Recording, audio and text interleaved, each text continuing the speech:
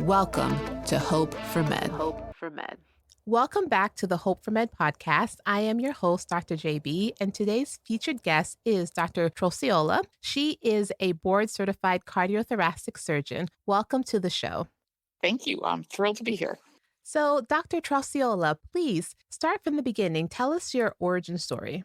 Well, I always knew I liked medicine. I mean, I was a child that if someone was bleeding and most kids ran away, I ran towards it. So I always loved medicine. It was always made me curious. But I grew up in this family where my dad was the first to go to college, and a pretty traditional family where we were taught women should be nurses or teachers, and really kind of discouraged from thinking about being a doctor. And so I became a teacher. So I actually was a teacher before I became a physician. And then I, believe it or not, taught a research course to try to encourage more girls to go into science. And all at once, all my students talked about being doctors. And I was like, well, if they can become doctors, then I become a doctor. So I actually went back to med school at age 27. Oh, wow. That's awesome. Yes. And I mean, I'm glad I did. I enjoyed my 20s. I had fun in New York City, and then I went to med school.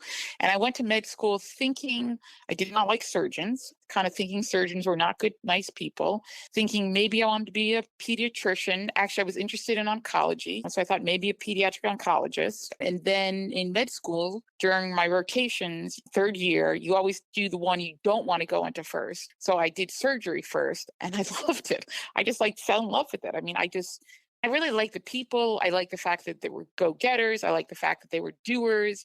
If someone was sick, we put a line in. If someone was sick, we brought them to the OR. And I was surprised how much I liked it. And while medicine was interesting intellectually, I just liked being a doer. So I ended up, after a lot of thought and kind of self-reflection, I decided to be a surgeon.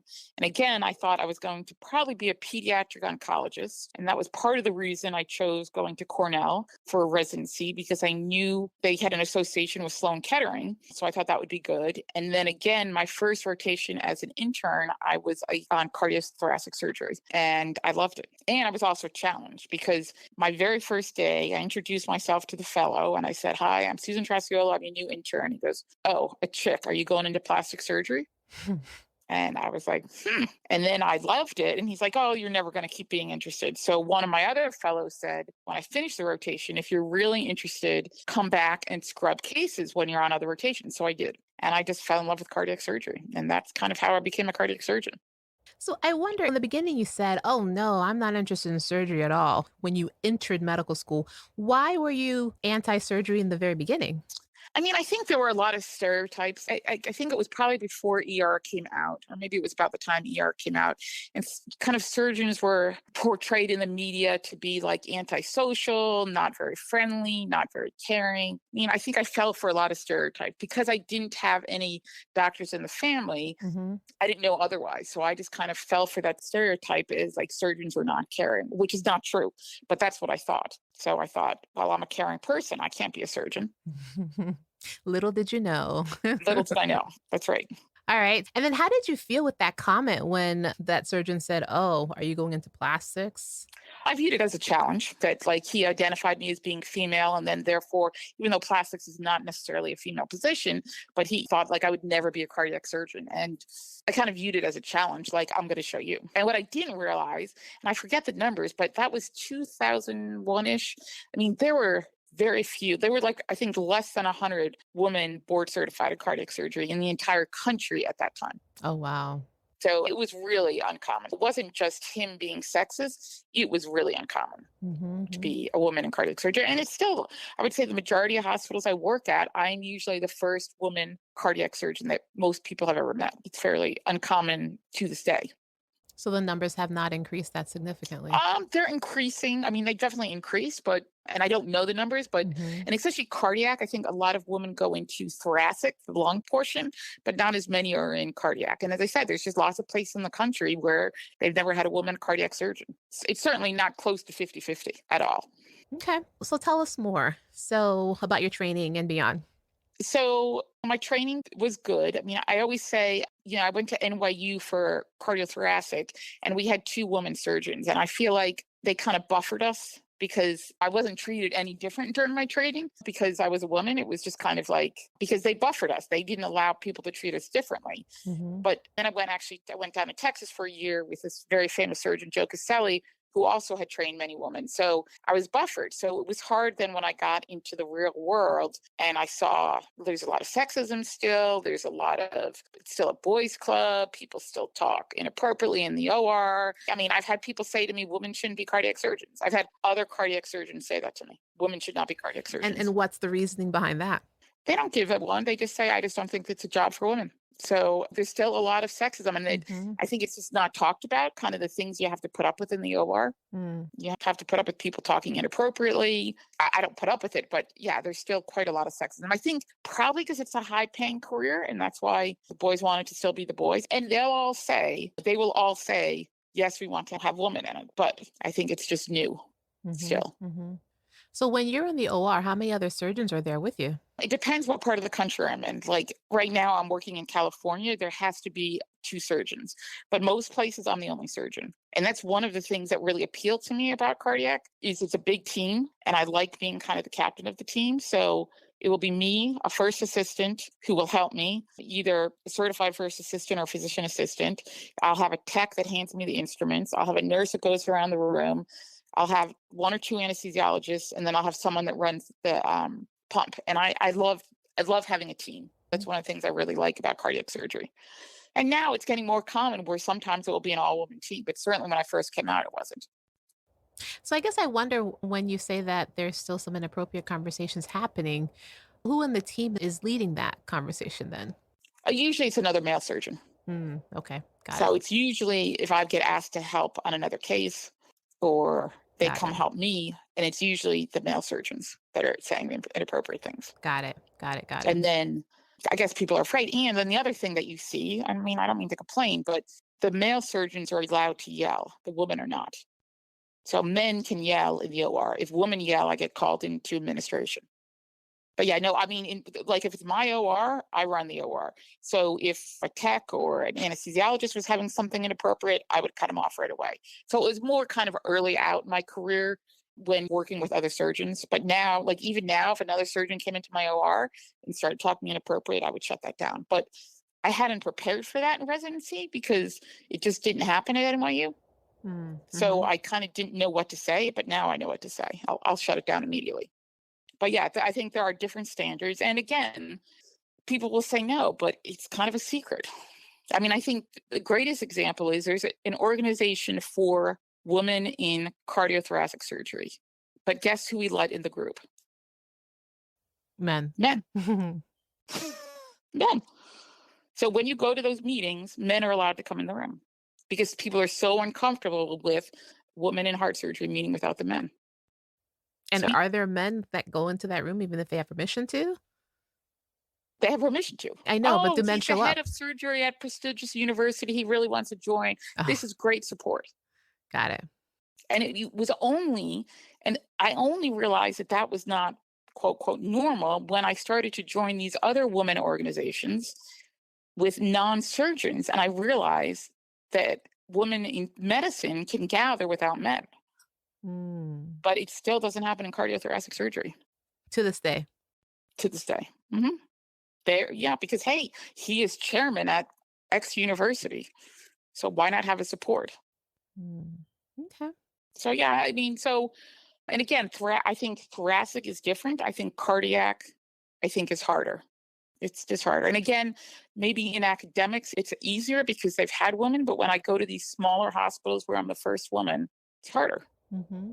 And so is it just that the surgeries are super long? I'm just trying to figure out, like, what is it about It makes a cardiac? lot of, in my opinion, it Mhm. makes a lot of money. Mm. That's what it is. I mean, I think a woman is perfect for it. There's fine sewing, there's intellectual, but I think it makes a lot of money. And it used to be, yeah, it still is long hours. I don't think it's very conducive to having a family because the training is very long. You work 18-hour days in training. So I think there's lots of things that make it harder to be a woman in cardiac surgery rather than in breast surgery or plastic surgery where there's more elective time. Mhm, mhm. I And wonder again, women are getting in the field, but Mhm. It's kind of something that just is not talked about as much, which is unfortunate. I wonder if the same thing applies to, like, neurosurgery. Well, the same thing certainly applies to, yes, I'm sure it does, and orthopedics. Mhm, mhm. Yeah, and in fact, there's an organization in orthopedics of women that have started talking about what happens in the OR, and these women are sharing their stories on social media. It's called Speak Up Ortho, and you would be horrified at the things that these women have gone through. Mm. Complete sexual abuse, men feeling them up, men kissing them. I mean, awful, awful, awful stories. Wow. Yeah, Speak Up Ortho, it's called. And but again, it's a high paying field that's majority men. I think the same thing happens in neurosurgery. I think the same thing happens in orthopedic surgery. All these high paying, I think those are the three highest paying fields: neuro, cardiothoracic, ortho. So yeah, as I said, I mean, I can't like, and again, I think in cardiothoracic, it's not talked about much, but orthopedics, it started to be talked about. And even orthopedics, they recently realized that there was a document that was being shared by all the people that were applying for residencies. And apparently there were total sexist and racist comments on there. Wow. Yeah. So And when was that? this last year. So it's kind of a secret, but now that I'm talking about it, I I probably won't get any more jobs. guess the No, I cat's shouldn't out say of the that. bag. Huh? Yeah. No, okay. I mean, I think we have to talk about it because I think that's the only way it's going to change is if we talk about it. That's absolutely correct. It's And absolutely that's correct. why when they said, well, we're bringing you before the committee because we didn't like your behavior, I turned to those female residents and I said, ladies, that's because I yelled, because I wanted them to see that. So, yes, I do think it happens. I don't think it happens in medicine, pediatrics, or ER because I think those fields are 50-50 now. So you wouldn't get away with it. Mhm, mhm. Wow. And so you survived all of those experiences and, are holding your own as a cardiothoracic surgeon. Right. And I say I survived by that, and I love what I do. And yes, it's been hard. And as I said, now I feel like I can deal with that stuff. I mean, my patients love me, my referring doctors love me, the cardiologists. I mean, I love what I do. Like, there is nothing better than leading a team to a dissection where you're telling the family the patient has a 25% chance of not getting out of the OR, and that patient goes home a week later. I mean, Mm, that's the greatest feeling in the world. wow. So don't get me wrong. I love what I do. And would I recommend another girl go into it? A woman? Absolutely. But yes, so I was doing all that. I was learning to navigate that. And then I was about 3 years out of my last fellowship when I started to feel like a fullness in my breast. Okay. So I just thought it was changes from my period, that all people's periods can change. But I kind of knew in the back of my mind something else was wrong. I had an aunt that had breast cancer in her 40s and died in her 50s. So I was very, very scared of it. And then my nipple inverted, which all physicians learn is a sign that they have cancer. And so then I knew I had cancer. But it still took me probably another 2 weeks before I went to the doctor. Mm, And I finally went and I got a mammogram. And that was, again, one of the most traumatic experiences of my life because the tech that did the mammogram and the ultrasound literally called the woman next to the other tech and said, come over, look, that's breast cancer. Did you see that? oh Like my she was excited by goodness. what she saw. It was awful. And Wow. so I was by myself I was actually working in Florida. And so I walked out that day and one of the women I had trained with is a breast surgeon up in Massachusetts. So I called her and I said, looks like I have breast cancer. When can you see me? And she said, when you get here. And then I flew to Boston the next day. And I had a pretty large tumor. And I remember this woman, Michelle, when she walked into the room and she took my clothes off and she saw the tumor, I could see the look on her face was like, oh, this is bad. And my sisters were there and my best friend was there. And I whispered to her, what do you think the chance of stage 4? Stage Mm, 4 means it's not, you can't survive, you don't survive long term. And I said 50%. And she looked at me and she said higher. And I always say that was a day my whole life changed. mm. And so she did a biopsy and then she sent me for scans. And then that really was a day when I was waiting for the CAT scan to find out if my cancer had spread. All I could think about was, why did I work so hard? Why did I work all those 18-hour days to die in my 40s? So my whole life changed. And thank God I didn't have stage 4. but I did have a big tumor, so I had to have surgery, chemo, and radiation. And I just changed my what I do. I don't work as much now. I do something called locums, which means I don't work full time. I take time off, and I do that because I realize life can change in a heartbeat. In the blink of an eye. Yep, in blink of an eye. And you think when you're in your 30s and 40s, okay, I'll do an extra fellowship. I'll stay late. I'll work hard because you think, okay, when I'm in my 50s, then I'll go on nice vacations. And when I'm in my 60s, I'll retire and I'll have a big house. And I'm in my 70s, I'll go on more nice vacations. But when you're in a CAT scanner in your early 40s and your friend has told you you probably have stage 4 disease, you don't think about vacation. You think about, why did I work so much? Mm. Because I was one in my training. I didn't have kids. Oh, my kid's sick. Oh, I'll stay. Don't worry. That's okay. Oh, my mom's coming for Christmas. Oh, I'll work Christmas. That's okay. I just always volunteered. And I had the false image that no one was as good as me in taking care of my patients. So I didn't trust anyone to take care of my patients. So I thought, I have a sick patient. I got to stay in the hospital all night. Do I do that now? Yes. But now I realize there's a call schedule for a reason because other people can do what you do. So, really changed my life. Wow. Well, I'm so happy to hear that you're in remission. Yes, I've been in remission for 6 years. It's amazing. Yeah. Yeah. But yeah, as I said, it changes your life. You realize, for me, I realize there's more to life than work. And as I said, I love my job. And there are nights that I stay there all night taking care of a sick patient, but I don't always stay there taking care of a sick patient. Mm-hmm. And I think I'm more patient, or I understand patients more. I mean, one of the things I hated when I had to go get my chemotherapy is sometimes I would wait to see the oncologist for an hour and a half, and no one would tell me there was an hour and a half wait. So now if I'm running behind, I don't say, oh, she's running behind. I say, tell them it's an hour. Because I just like as a patient, okay, you can all wait an hour. But when they say running behind and they don't know if they're going to wait an hour and a half, it's the worst feeling in the world. So I'm now very specific with my staff. Let them know it's going to be an hour. Let them know it's going to be 20 minutes. Let them know. And I tell my patients, if I have them scheduled for surgery, I'll say, look, I'm on call tonight. If I'm up all night doing an emergency, you will not have your heart surgery tomorrow because sometimes I have to cancel. And then the other thing I'll do is if somebody calls me, I have a patient, I think they have lung cancer. When can you see them? I see them that week. I try never to make a patient wait more than a week. Mm. Because I know it's the worst feeling not knowing your plan when you have cancer. Mm-hmm. Mm-hmm. So I always try to see them. So yeah, I think it's changed how I practice as well. I know you mentioned that you felt the lump on your breast, but then you waited 2 weeks. Yep. Why did you wait 2 weeks? It wasn't it wasn't like, oh, hum, let me wait. I was Mm-hmm. scared of dying. Mm-hmm. I was scared of dying. I was scared. I associated breast cancer with death because the only person I knew that had breast cancer was my aunt, and she died young.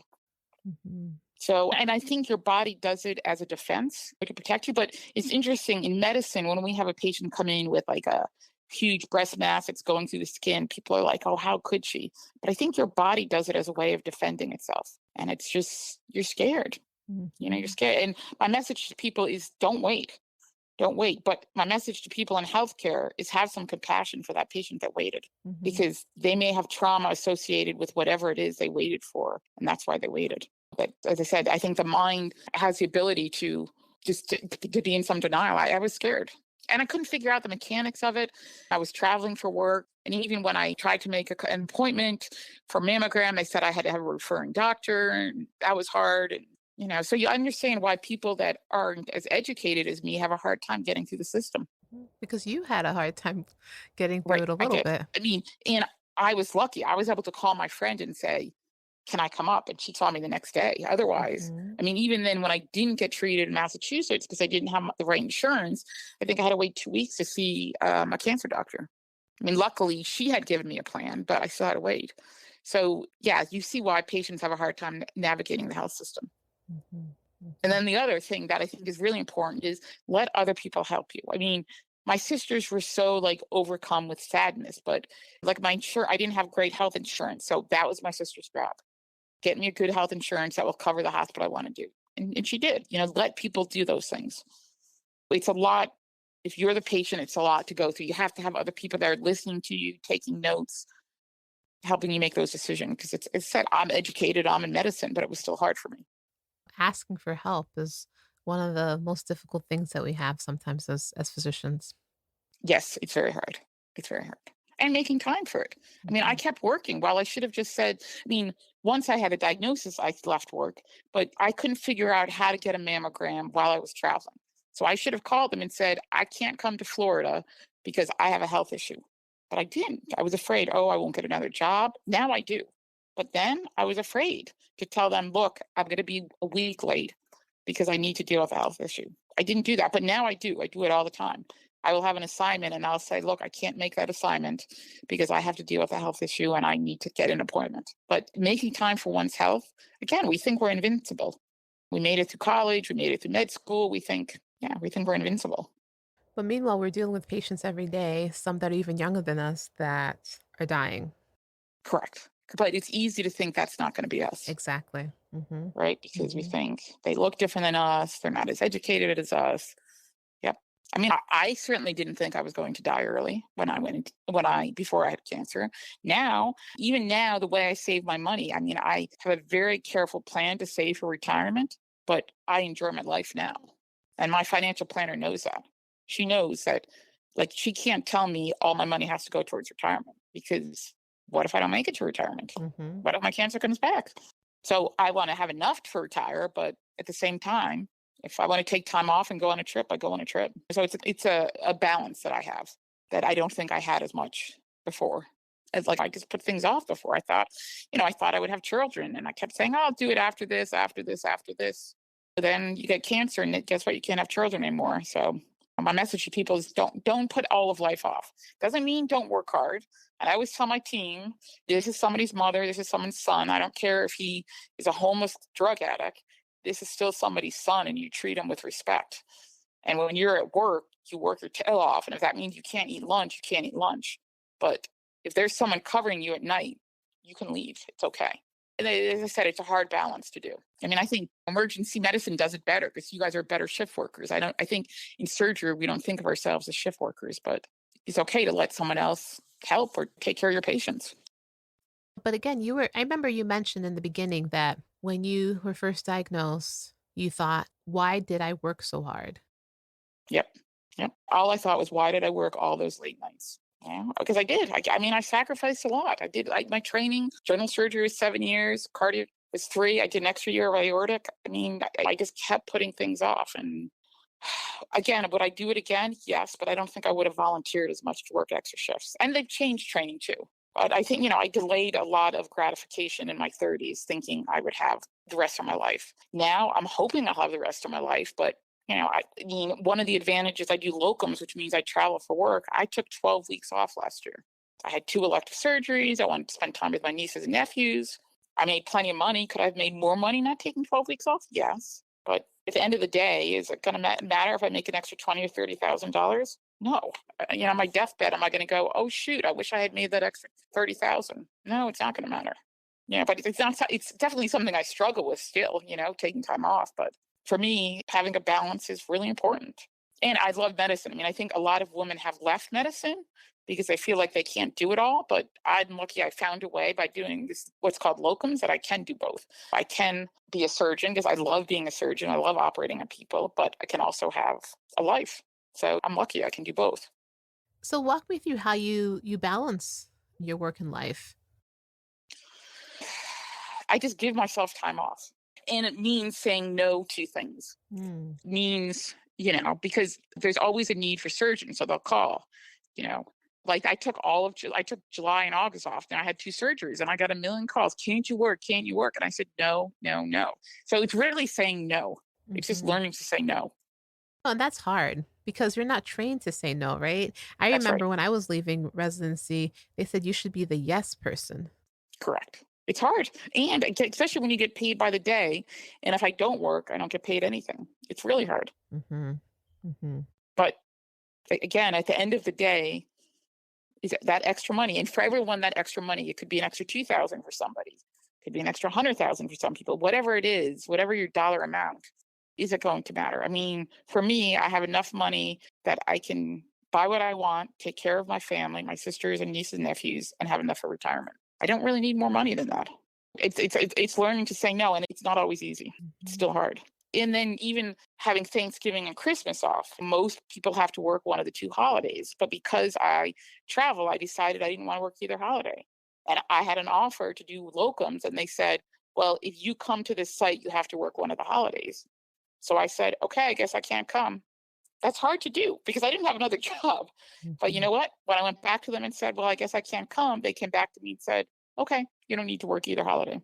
Look at You know, that. it's figuring out what's important to you. Because I think for everyone, and it turned out the surgeon that's working doesn't even celebrate Christmas. So it's okay that he's working Christmas. You know, it's figuring out what's important to you and being very clear about that. I have a mom with Alzheimer's, so I'm very clear. I have made the decision to see her once a month because that's what I've made the decision to do. For other people, it may be going to their kid's soccer game, but it's deciding what is important to me and making that time. But as I said, it's more about saying no than saying yes. And it's helped me. Like I also, work with someone, so I have a budget. I have a certain, I know what I spend and I know what I need to earn. So that has helped me rather than I think before I had a financial person help me. It was not as random, but now I know I have a target of what I want to earn each month. And if I earn more than that, I say, okay, I can take more time off or I can use that money to buy something. And if I earn less, then I say, okay, I got to work a little more next month. But I guess kind of listing what's important to you and knowing that that's important to you and just sticking with it. It's not always easy. But I think before I had cancer, I couldn't do that at all. I just worked all the time. Yeah, that was gonna be my question for you. Do you feel like without that experience of being a cancer survivor and the way that you see life now, would you be seeing that today? Oh, no. No, I would never because I would be like an extra, X number of dollars. I can buy a new computer. I can buy another car. No, yeah, it's very hard to see that. Well, and again, I just thought I thought living to 80 or 90 was guaranteed because I looked at my grandparents and they lived for 80s or 90s. So I just said, I'm going to live to 90. I got plenty of time to go on vacation, plenty of time to buy nice cars, plenty of time to take time off. I can earn X number of dollars if I work an extra week.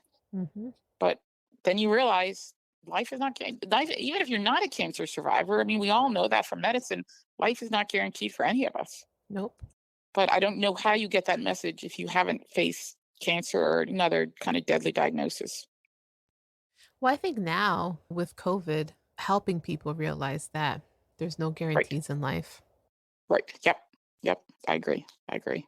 Well, because you appreciate time with, you realize you might not see people. I mean, before you could see people whenever you want. Now with COVID, you can't. Mhm. So Mhm. yeah, no, that's changed. Yep, it definitely has changed. So am I glad I had cancer? No, but am I a better person now? Yes, definitely. And even going back to that, how you learned. I mean, you suspected it, right? You're like, I think this is. But that experience when you had your mammogram and you were informed that way, Oh yeah, right, were right. you If that ever was able to address that no, and I always say one day I should write a letter to them. Mhm. No, I know, but I address it by the way when I have a staff, making sure they treat patients with dignity. My staff knows if a patient calls me, they better get that message to me. And yeah, and if that was my staff, yeah. If that happened now, I would write it up. But I think I just have a much better realization of what anyone says to a patient can have such huge weight and you just don't know. Like I said, you don't know what anyone's been through. I mean, no matter if you're rich or poor, black or white, you don't know what experience you're going through. But yeah, to find joy in someone else's having a cancer is pretty awful. Mm. Pretty awful. And I have the report. So yeah, maybe this year I'll write that letter. Yeah, I think it's just an opportunity for them to learn. I'm not sure if this was a new trainee or No, it wasn't new. No, I mean she was brought in a new trainee. She was like, and then she told me I had bilateral breast cancer, which I didn't. It was awful. So, and I think what I do is if somebody's really good now, when I get a mammo, if I have a really good tech, I will say to them, "You're really good." Like if they say to me, "Okay, I'm going to leave you in this room. It's going to probably be a little while because the radiologist is behind." I'll go, "Thank you for telling me." So I try to reinforce people that are really good when I see kind of the opposite. And no one thinks about that. How is the tech to them? How is the first person? I mean, even like for me, if I go and have a surgery and I go to, I show up and the person that tells me to get undressed doesn't tell me who they are. Like that's so important. Like now, like again, anytime I have a procedure, I then learn, like, I feel like I learned something. I never saw myself as a patient before I became a patient, before I became a cancer patient, because like I had foot surgery, which isn't cancer surgery, but when you're fighting for your life, you really see yourself as a patient. Hmm. So, like, when I go see a patient, I always introduce myself. Hello, I'm Dr. Trocciola. Yeah, and I actually I'll say, yes, I'm a woman, and yes, I'm going to do your heart surgery. But I will never walk into a patient's room and not tell them who I am, Hmm. because I think it's important. Patients need to know who's taking care of them. Did you experience that yourself when you were a patient, that a physician walk in and not introduce themselves? It was more not physicians, it was other people, other staff. I mean, because I was a physician, I always got pretty good treatment from other physicians, but it was other staff that, and again, for me, the worst thing was having to wait, being put in an exam room and then having to wait an hour and a half. That's the worst. There's nothing like that's an awful feeling when you're waiting for your chemotherapy, whatever you're waiting for. You're anxious. So, and I think there are a lot of, I mean, there's good studies that show patients of color don't get believed and don't get treated right. So I think there's a lot of that. I think it's hard for us to feel like a patient or to understand what patients are going through. My medical school actually did a pretty good job of that. I remember and I don't know why I remember this 20 years later, but they brought us to a hospice. And I remember there was someone wailing in the hallway. Someone had just died and the family member was wailing. And I remember the guy looked at us and he said, "We don't tell him to be quiet. That is her experience with losing her family member." And you're right. You have to let people wail. You have to let people be sad. You have to let people be angry, because that's all part of the experience of being sick. I mean, I think being sick, you're never more vulnerable. It didn't matter that I was a doctor. Being a doctor did not protect me from having stage 4 cancer, did not protect me from getting cancer. Cancer happens. I mean, I'm in a group for women physicians with cancer, and we got lots of people with stage 4 in there. You realize cancer and disease has no, it doesn't matter how rich you are or how much you pay or how much you run or exercise. I mean, those play a role, but so yeah, it has taught me a lot. And it has made me, I think, less judgmental about patients. Not that I was real judgmental, but I'm really not judgmental. As I said, if someone comes in and they neglected something and everyone's like, "Oh, I can't believe they didn't do anything." Yeah, I can. I can. Mhm, Let's not mhm, talk about it. Patients will say to me, "Oh, I wish I had gotten this x-ray earlier." I said, "Okay, you didn't. We're here now. Now what are we going to do about where we are? mhm. Can't look back. You got to just look forward." I'll never say to a patient, "Well, if you hadn't smoked, you wouldn't have gotten lung cancer. Oh, man. If you weren't obese, you wouldn't have got heart disease." No, you have heart disease. Let's talk about what you can do after we fix the heart disease. But right now, I'm not going to blame anything on your past. The past is the past, you can't change that. Right, right. Correct, correct. And for me, I mean, that's the only lifestyle change is I have lost weight and I do eat healthier. And I think I just have more self care activities because, like, when I got cancer, I wasn't taking care of myself very well. I was obese. I wasn't eating healthy. I wasn't exercising. I was working all the time. So that's kind of another change I've made for myself. But again, people that eat healthy and are thin get cancer too. But I know that that reduces your likelihood of recurrence. So for me, that has kind of been my motivation. And so we talked about your diagnosis of cancer. We go back to your career as a cardiothoracic surgeon, and you're working in locums now. During this time period, have you ever experienced symptoms of burnout? Oh yeah, yeah, I have. I mean, that's kind of because I actually did take a full time job after my cancer. It was in Tulsa, and then I left Tulsa. But yes, I definitely do. And the nice thing about burnout as locums is if I face it, I just take time out or I leave that site. Mhm. I mean, you get tired of being mistaken as a nurse. You get tired of not getting respect until people know you. You get tired of the male surgeons getting mad when you get the referrals. You just get tired of that. Mhm. And so for me, that has led me to burnout. I just feel like I'm not treated equal as a woman. I'm not. I'm not. Mhm. And all the politics that are involved. Again, that the men can get away with yelling, and I yell and I get called in. Mm. They can have a million complications. I have one complication. Again, I'm called in. So that has definitely led me to burnout for sure. That's absolutely crazy, for lack of a better word. Like, But really? I mean, but it's not just one hospital. It's every single hospital Mhm. outside of academics. I've seen it. I did not see that in residency, but every single hospital. Yeah. Wow. And so were you experiencing symptoms of burnout and that's what made you decide to transition into locums? Yeah, definitely, definitely. And with Yeah. locums, you have more control over your schedule. Being told I couldn't take a day off because another surgeon was taking a day off, even though there was nothing going on at the hospital. Mm. Yeah, I mean, having your schedule so control again, having your schedule so controlled, being told I couldn't leave the hospital till 5, even if nothing was going on. Like, I was like, "Are you kidding me?" I Mhm. live 5 minutes from the hospital. So yeah, I definitely burnt out. I definitely burnt out. Yeah, because I thought that you just have to live within a certain radius of the hospital. So as an ER doc, if I have, oh, there's a guy who's dissecting, I need you here right now, then you have X amount of time to get there. Right, but I've worked in permanent jobs where they made us stay in the hospital. Mm. They made me stay. The men could leave because their wife had a problem. "Oh, my wife needs to go to the car dealership, so I have to go." Okay, well, I have a flat tire. Well, why are you leaving? You can drive on your flat tire. I mean, I was literally told in one job, again, I'm not going to say what state. I worked in lots of states. I'm not going to say when it happened, but I was literally told to drive on a flat tire or on my spare, that I didn't need to get my tire changed. Yet Wow. this same male surgeon left early because his wife's car needed work. I was like, I'm not going to drive on a spare tire when there's nothing going on at work. Mhm. I didn't leave a patient. But so, yeah, I've definitely faced burnout. But in the past, I wouldn't have gotten my flat tire changed. Mhm. Now I do. Now I say, well, I'm getting a tire change. I got to take care of myself. Mhm. And I think the thing that's helped me is, for years I tried to find unity among other surgeons or other cardiothoracic surgeons. And while I have found some, I've realized I share more with women in medicine than I may share with women in cardiothoracic surgery or women in surgery. Interesting. So I've joined a lot of women's group, empowering women physicians with Sunny Smith, the Brave Enough group with Sasha Chilcott. I have, and I always thought, oh, I'm different than pediatricians. Oh, I'm different than medical doctors. But now I realize I share a lot with them, other women in medicine. But not women surgeons.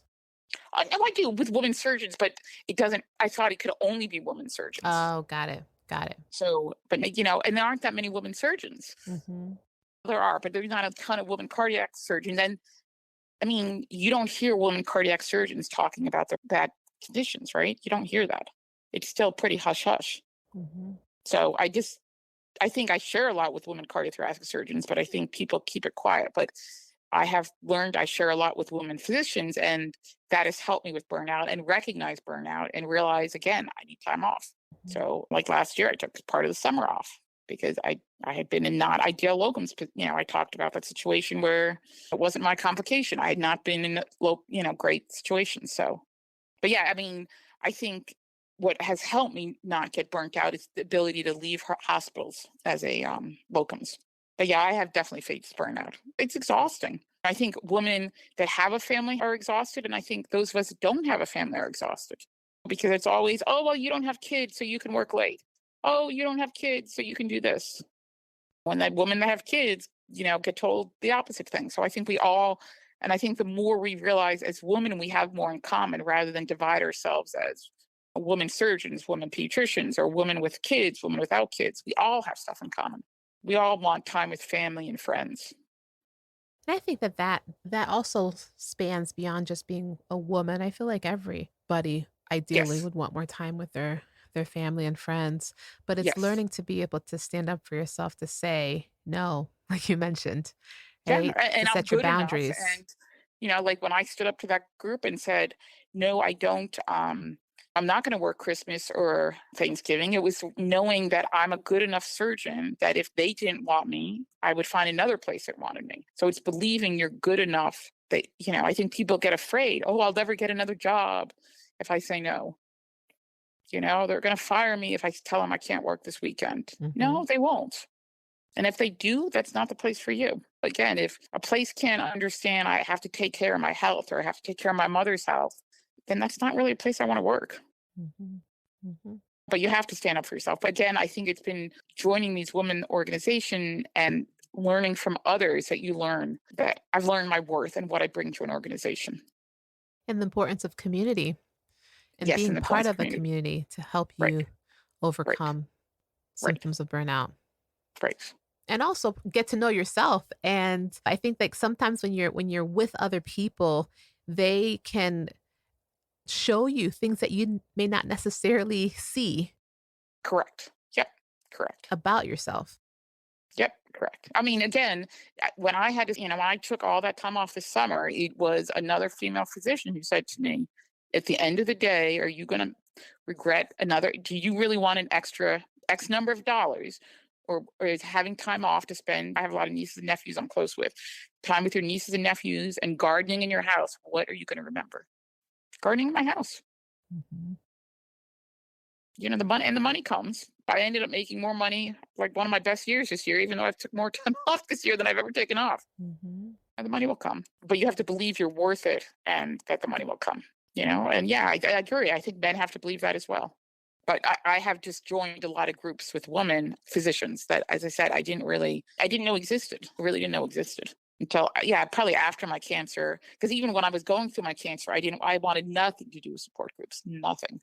I was like, nope, nope, I'm not like them. Like I was very much into I'm not like them. And now I've learned we all share more than we think. Even if I don't look like them, even if their experience is different, we all like human emotion, as you said, everyone yearns for connectedness, family, friends, joy, love. That's what everyone wants. I mean, we're social beings. Right, exactly. Exactly. But as you said, I think in medical school and resident teaches us to forget about those things, don't you? Mm. Yes. Yes, it It really does. does. Mhm. And it's so isolating though. Yep. And it teaches you, like when you're in med school, you have to learn what makes you unique. I mean, even to get into med school, it's like, okay, well, I'm unique because I did A, Y, and B, A, B, and C. But as I said, now that I'm older, I think more, what do I have in common with that person rather than what makes me different than that person? Mhm. Mhm. Because we're so competitive, Yep. right? Right. There's only 5 slots for this highly competitive fellowship, and so you Right. have to be like, "Oh, this is what makes me stand out," you know? Which ultimately serves in our detriment in the Correct. end. Correct. Yeah, it does. And at the end of the day, I mean, the reality it was going to Cornell actually helped me in my cancer journey. But at the end of the day, if you're going to become a doctor, you're going to become a doctor. I don't know. I mean, do I regret succeeding and going to all these great places? No, I don't regret. But at the end of the day, I think it's what I remember more about Cornell, which is funny. I mean, it's top residency, but what I remember more is how much those people took care of me when I got sick. Mhm. I mean, this person that saw me at Mass General, she was my chief resident. She wasn't a friend. I remember saying, "When do you have office hours?" And she said, "Whenever you get here." I mean, you can't pay for that. Mhm. And I think we need to do that more for each other and for other people. That's why I always say to my team, this is someone's son. I don't care if he's in jail. This is still somebody's son. This kid, he has a mother. And you have to, like, we're just all human. That's what unites us all. That's right, and we lose sight of that.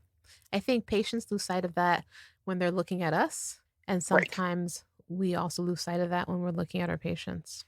Yes. No, and I agree. Patients do lose sight. What do you mean the doctor's not there? No, the Mhm. doctor isn't there. If I operate on someone, I will say, I'm Mhm. operating on you and I'm not here next week, but Dr. X is going to take great care of you. Mhm. But yeah, I think patients thinks we're invincible. We can't make mistakes. We're evil. It's just about money. And I think most of us went into medicine to help others. It wasn't about money. Mhm.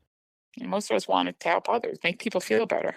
I mean, that's why I still do it. As I said, I mean, I love that patient going home that I told their family I didn't know if I could get them through that surgery. And then they go home. I mean, there's nothing better.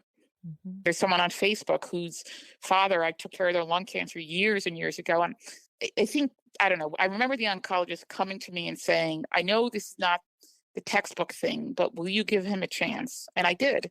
And every year his daughter writes me on Facebook, my dad is still here thanks to you. I Oh, mean, there's nothing better than that at yeah. the end of the day. Wow. Our time, man, this time has gone by so fast. I know. And since we're nearing the end of our time together, do you have any words of wisdom for my listener? Find what you love and do it.